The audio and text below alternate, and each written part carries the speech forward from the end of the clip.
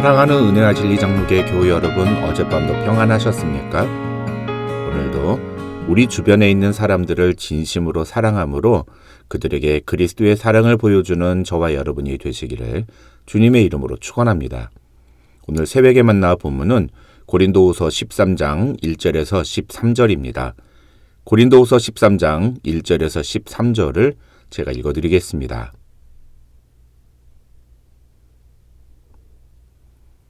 내가 이제 세 번째 너희에게 가리니 두세 증인의 입으로 말마다 확정하리라. 내가 이미 말하였거니와 지금 떠나 있으나 두 번째 대면하였을 때와 같이 전에 죄 지은 자들과 그 남은 모든 사람에게 미리 말하노니 내가 다시 가면 용서하지 아니하리라. 이는 그리스도께서 내 안에서 말씀하시는 증거를 너희가 구함이니 그는 너희에게 대하여 약하지 않고 도리어 너희 안에서 강하시니라. 그리스도께서 약하심으로 십자가에 못 박히셨으나 하나님의 능력으로 살아계시니 우리도 그 안에서 약하나 너희에게 대하여 하나님의 능력으로 그와 함께 살리라. 너희는 믿음 안에 있는가 너희 자신을 시험하고 너희 자신을 확증하라. 예수 그리스도께서 너희 안에 계신 줄을 너희가 스스로 알지 못하느냐? 그렇지 않으면 너희는 버림받은 자니라. 우리가 버림받은 자 되지 아니한 것을 너희가 알기를 내가 바라고 우리가 하나님께서 너희로 악을 조금도 행하지 않게 하시기를 구하노니 이는 우리가 옳은 자임을 나타내고자 함이 아니라 오직 우리는 버림받은 자 같을지라도 너희는 선을 행하게 하고자 함이라. 우리는 진리를 거슬러 아무것도 할 수 없고 오직 진리를 위할 뿐이니 우리가 약할 때에 너희가 강한 것을 기뻐하고 또 이것을 위하여 구하니 곧 너희가 온전하게 되는 것이라. 그러므로 내가 떠나 있을 때에 이렇게 쓰는 것은 대면할 때에 주께서 너희를 넘어뜨리려 하지 않고 세우려 하여 내게 주신 그 권한을 따라 엄하지 않게 하려 함이라. 마지막으로 말하노니 형제들아 기뻐하라. 온전하게 되며 위로를 받으며 마음을 같이하며 평안할지어다. 또 사랑과 평강의 하나님이 너희와 함께 계시리라. 거룩하게 입맞춤으로 서로 문안하라. 모든 성도가 너희에게 문안하느니라. 주 예수 그리스도의 은혜와 하나님의 사랑과 성령의 교통하심이 너희 무리와 함께 있을지어다.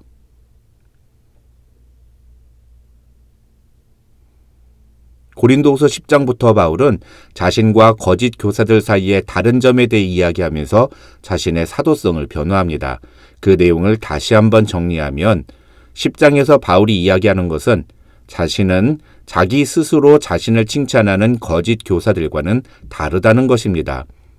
그러면서 11장에서는 거짓 교사들은 자신을 높이며 사람들로부터 대접을 받으려고 노력하지만 자신은 복음을 위해 고난을 당했으며 그러면서도 자신의 관심은 오로지 성도들에게 가 있음을 이야기합니다. 12장에서 바울은 자신이 셋째 하늘을 갔다 오는 특별한 영적 체험을 했지만 그런 것이 자신의 사도성을 증명하는 것이 아니라 고린도 교회 교인들을 진심으로 사랑해서 자신이 보여줬던 모습들이 곧 자신이 그리스도의 사도라는 사실을 증명하는 증거라고 말합니다. 그러면서 바울은 12장 20절과 21절에서 자신이 다시 고린도에 갔을 때 문제가 됐던 그 교인들이 여전히 회개하지 않고 죄의 모습을 계속 유지하고 있을까봐 걱정이 된다고 말합니다. 오늘 본문인 13장에서 바울은 이런 내용을 이어가면서 고린도 교회에 보내는 편지를 마무리합니다. 1절로 4절에서 바울은 자신이 곧 다시 고린도 교회를 방문할 예정인데 이번에 가게 되면 여전히 죄악된 모습을 버리지 못하고 회개하지 않는 사람들과 거짓 교사들과 함께 자신의 사도성을 부정하며 교회를 어지럽히는 모든 사람들을 용서하지 않겠다고 말합니다. 이것은 바울이 개인적인 감정을 표출한 것이 아니라 사도적 권위에 근거해서 교회에 무리를 일으키고도 회개하지 않는 자들을 엄중히 징계하겠다는 경고의 메시지입니다. 바울은 이미 고린도전서 5장에서 교회의 징계에 대해서 언급한 바 있습니다. 교회가 범죄한 자들을 징계해야 하는 이유는 그들에게 회개할 기회를 줌과 동시에 교회의 순수성을 보호하기 위한 것이라고 바울은 말했습니다. 이런 말을 바울은 오늘 본문 10절에서도 다시 한번 이야기합니다. 10절을 보시면 바울은 주께서 너희를 넘어뜨리려 하지 않고 세우려 하여 내게 주신 그 권한을 따라 엄하지 않게 하려 함이라고 말하는데, 이 말의 의미는 주님께서 내게 주신 사도로서의 권한은 여러분을 세우기 위한 것이지 무너뜨리기 위한 것이 아닙니다. 그래서 나는 이번에 여러분에게 가게 되면 내가 받은 이 권한을 가지고 너무 가혹하게 여러분을 꾸짖게 되지 않기를 바랍니다. 이런 뜻이라고 할 수 있습니다. 그렇다면 여기서 바울이 이야기하려는 것은 무엇입니까? 쉽게 말하면 혼나기 전에 그만둬라. 내가 갈 때까지 그런 태도를 바꾸지 않으면 더 이상은 용서가 없다. 이런 뜻이라고 할 수 있습니다. 그런데 이런 바울의 태도에 대해서 고린도 교회 교인들은 당신이 무슨 권한으로 우리를 혼내느냐 하고 따졌던 것 같습니다. 3절에서 바울이 말하는 내용이 바로 그런 뜻입니다. 이는 그리스도께서 내 안에서 말씀하시는 증거를 너희가 구함이니라는 말은 당신이 그리스도의 사도의 권위로 그런 말을 한다는 증거가 무엇이냐고 묻는 고린도 교회 교인들의 모습을 지적한 말입니다.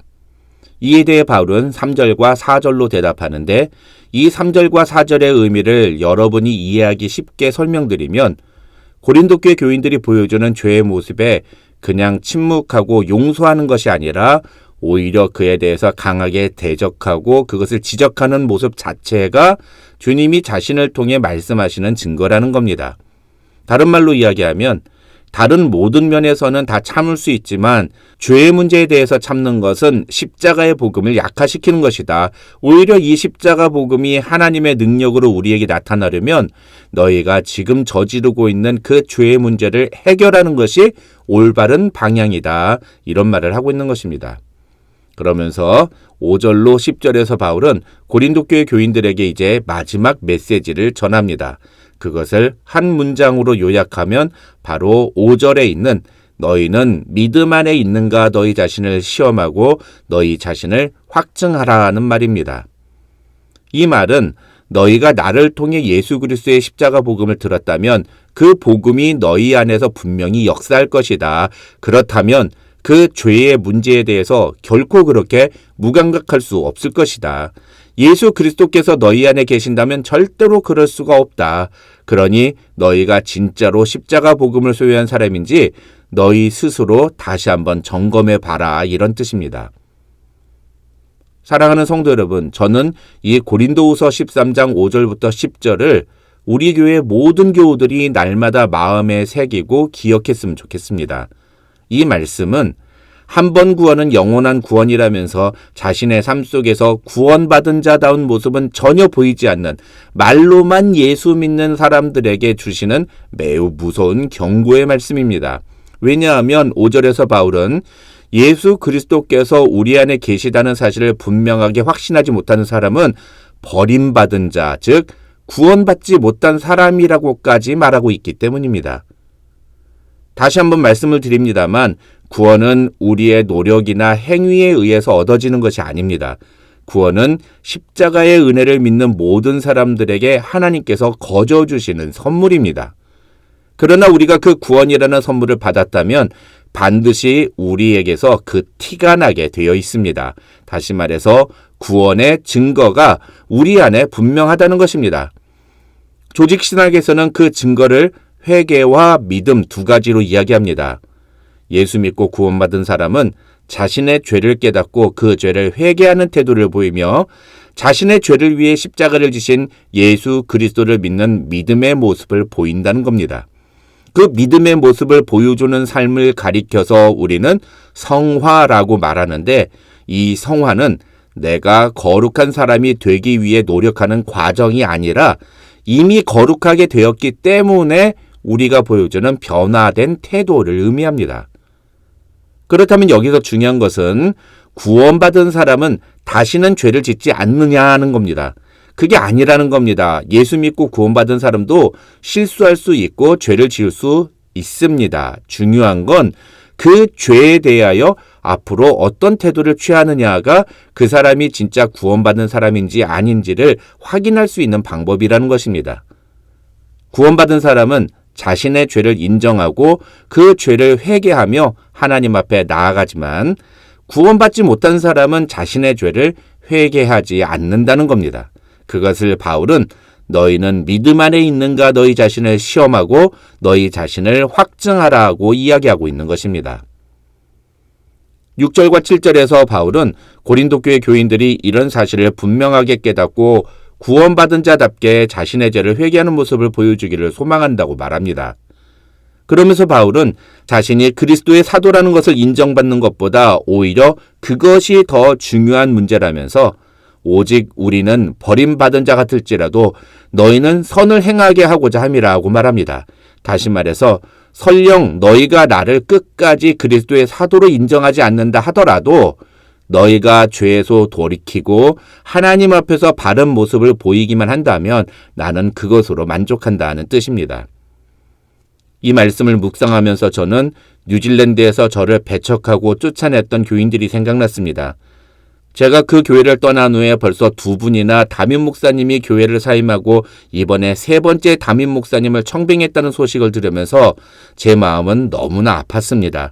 그런데 이번에 2번째 담임 목사님을 내보내는 과정에서 저를 쫓아낼 때 가장 앞장섰던 어떤 집사님이 교인들에게 이제 그만하자고 정말 부끄러워서 교회를 못 다니겠다고 했다는 이야기를 들었습니다.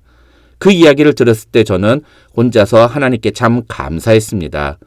정확한 상황이 어떤 건지는 잘 모르겠지만 그 집사님이 이제라도 그런 모습을 부끄럽게 여길 줄 안다는 것이 감사하고 희망적이라고 생각했기 때문입니다.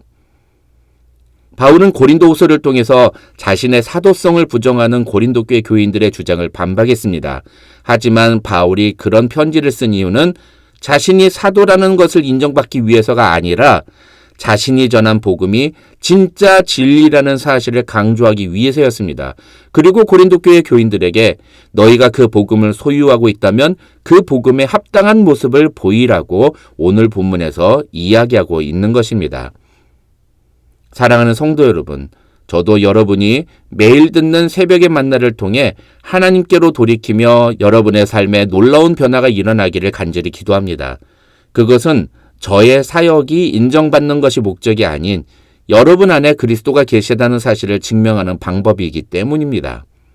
주께서 말씀을 통해 우리에게 주시는 메시지에 진지하게 반응함으로써 우리 모두가 구원받은 하나님의 자녀라는 사실을 증명할 때 우리는 하나님께 영광을 돌려드리는 하나님의 자녀로 살아갈 수 있을 것입니다. 그렇게 제자로 부름받았으니 제자로 살아가는 저와 여러분이 되시기를 주님의 이름으로 축원합니다.